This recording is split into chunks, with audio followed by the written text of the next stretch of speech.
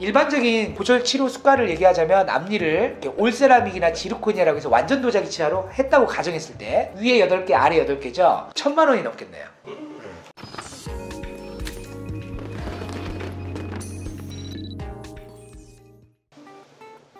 안녕하세요. 최인희 치과의 대표원장 최기수 원장입니다. 안녕하세요. 최인희 치과 대표원장 이정아입니다. 네, 원장님 저희 구강 사진 하나 준비하는데요. 보시면 이가 되게 삐뚤빼뚤하고 그 위에 니가 아래 니를 덮어야 되는데 안으로 들어가 있단 말이죠. 네, 맞아요. 저런 거가 당연히 교정으로 치료가 되겠지만 보철로도 치료가 가능하다. 둘 다 가능하다라고 해서 이게 교정을 하는 게 좋을까? 보철을 하는 게 좋을까? 이제 교정권장님, 보철권장님의 의견을 각각 듣고 싶어서 준비했습니다. 예, 원장님 치료 계획 한번 얘기해 주시죠. 얘는 뭐 그냥 앞니 가지런하게 하면 될 것 같은데요. 너무 쉽게 얘기하는 거 아니에요? 얘는 환자의 기대치가 좀 낮다 치면 앞니 부분 교정으로 간단하게 4개월, 5개월 이렇게 해서 끝낼 수도 있는 그런 상황이고, 그냥 봐서 전체 교정도 뭐 1년 전후로 해서 끝날 것 같아요.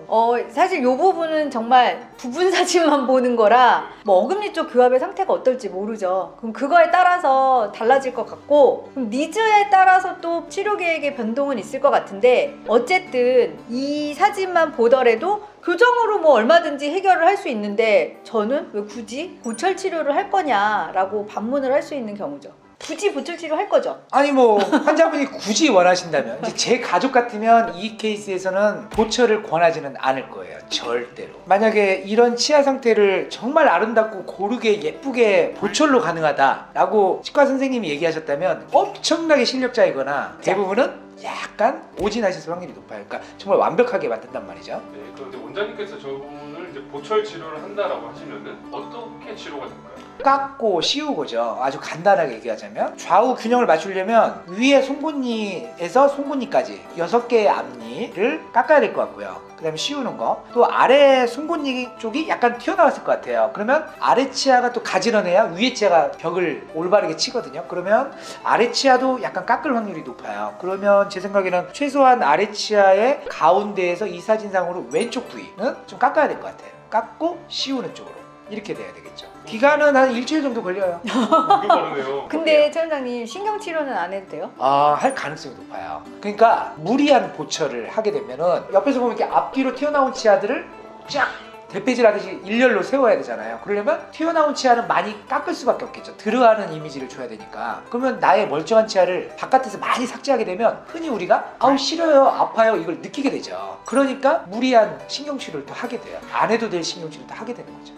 두 분이서 이제 각각 이렇게 치료를 했을 때 결과물이 나왔을 때 미적인 걸로만 본다면 보철 치료와 교정 치료 중 뭐가 더 이쁜 거예요? 교정 치료는 나의 원래 치아를 전혀 손상시키지 않고 배열을 바르게 하는 거잖아요. 치아 모양 말하는 거죠? 치아 모양이 안 예쁘면 맞아. 배열을 해도 바르게 펴지긴 했지만 이가 예쁘진 않아, 이런 느낌을 받을 수 있고, 보철 치료는 인공적인 아름다움을 추구하잖아요. 인터넷상에서 볼 수 있는 그런 연예인들, 영화 배우들, 그런 분들의 치아를 보면 정말 가지런하잖아요. 그분들이 모두 다 자연 치아를 갖고 있는 건 아니지요. 그런 약간의 인공적이지만 정말 아름다워 라는 치아를 인위적으로 만들 수 있다면 보철도 훨씬 아름답게 만들 수는 있어요. 그럼 예뻐질 수는 있는데 과연 그 치아가 10년, 20년, 30년을 보장할 수 있을까? 라고 생각했을 때는 저로서는 약간 건강을 생각한다면 좀 미지수죠. 근데 이 보철 치료를 했을 때 왜 그 삭제를 하면은 치아를 오래 못 쓰는 거예요?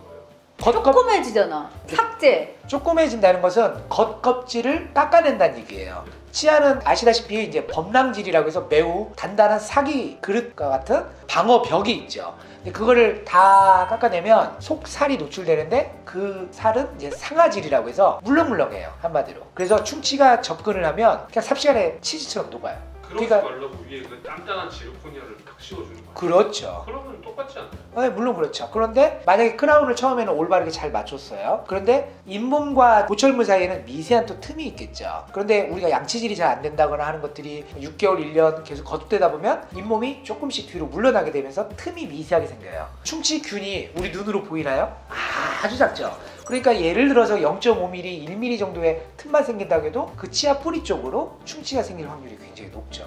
그럼 아까 시간 부분에 있어서는 보철이 확실히 메리트가 있죠? 엄청 장점이죠. 왜냐면 교정은 일종의 되게 빨리 해도 1년인 것 같은데. 맞아요. 그럼 만약에 비용적인 측면에 있어서는 이 보철이 교정에 비해서 메리트를 가질 수 있을까요? 아니면 어느 쪽에 좀 메리트가 있을까요? 일반적인 보철 치료 수가를 얘기하자면 앞니를 올세라믹이나 지르코니아라고 해서 완전 도자기 치아로 했다고 가정했을 때 위에 8개 아래 8개죠. 16개. 네, 그러면 1000만 원이 넘겠네요. 물론 그거보다 조금 저렴한 보철 선택할 수도 있고요. 또 조금 더 비용이 저렴한 치과를 선택한다면 좀 더 낮아질 수는 있겠지만 아무리 그래도 최소한으로 해도 뭐 1000만 원 전후겠네요. 거의 800만 원 교정 치료는 그거의 한 절반? 절반도 안 될 것 같은데요? 그렇죠.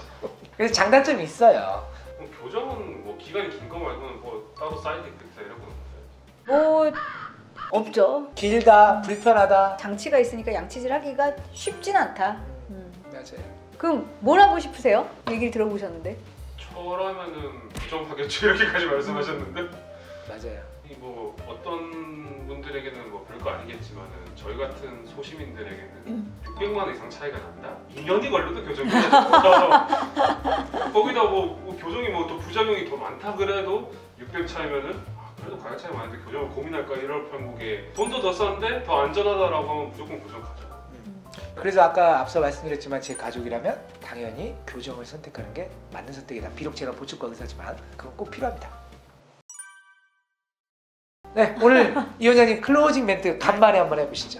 이제 오늘 이 같은 환자를 가지고 어떤 치료를 하는 것이 더 좋냐라는 얘기를 나눠봤는데 저의 선택은 당연히 제가 교정을 전공한 원장으로서 당연히 뭐 교정 치료가 1번이죠. 1순위. 그런데 또 환자분들이 제가 권하는 것과 환자분들의 니즈가 이렇게 잘 맞아 떨어져야 이 치료가 잘 될 수 있어요. 그러니까 환자분들의 선택도 중요하고 본인들이 들어보시고 좋다라고 판단되는 쪽으로 가시면 된다고 생각합니다. 맞아요. 원하시는 걸 해야죠. 네, 맞아요. 대신 의사는 이제 더 좋은 작품을 만들려고 노력을 해야 되겠고요. 네. 오늘 클로징 괜찮았어. 간만에. 괜찮았어? 네, 아주 좋았어. 자, 오늘 구독해 주셔서 감사합니다. 감사합니다.